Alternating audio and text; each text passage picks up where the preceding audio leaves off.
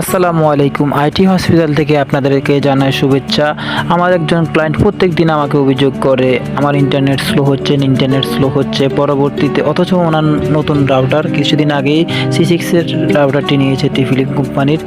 ওই রাউটারটি লাগানোর পর থেকে ও নাকি ইন্টারনেট স্লো হচ্ছে, অথচ সর্বোচ্চ গতির ইন্টারনেট পাওয়ার কথা এই রাউটারটির মধ্যে। দেখেন আপনারা 610 kbps পাওয়া যাচ্ছে, 630 kbps পাওয়া যাচ্ছে, সর্বোচ্চভাবে 1 থেকে 5 MB পর্যন্ত ইন্টারনেট স্পিড উঠে। এখনও কিন্তু 670 পর্যন্তই। পরবর্তীতে আবার যখন টিফিলিংকের সেম টু সেম একটা C6 রাউটার কিনে আনছে কাস্টমার, পরবর্তীতে আমি রাউটারটি ওনাদেরকে কনফিগারেশন করে দিলাম এবং লাগিয়ে দিলাম। ওনাদের স্ট্যান্ডের উপরে বসায় সুন্দর করে সেট আপ করে রেখে দিলাম। তখন দেখা যাচ্ছে ইন্টারনেট স্পিডটা কতটুকু পাচ্ছে সেটাও আপনাদেরকে দেখাবো।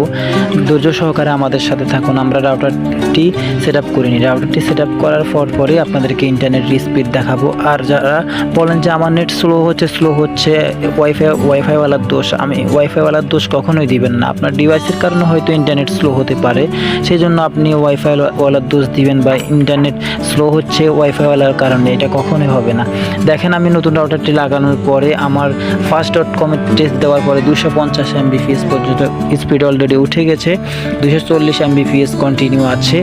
এখন আবার টেস্ট দিলাম, দেখেন 70 Mbps, 210 Mbps, 200 পর্যন্ত স্পিড উঠে গেছে। এতক্ষণ পর্যন্ত ধৈর্য সহকারে আমার ভিডিওটি দেখার জন্য সকলকে আন্তরিকভাবে ধন্যবাদ এবং পাশে থাকা বেল আইকনটি ক্লিক করুন এবং আমার চ্যানেলটি এখনই সাবস্ক্রাইব করতে ভুলবেন না।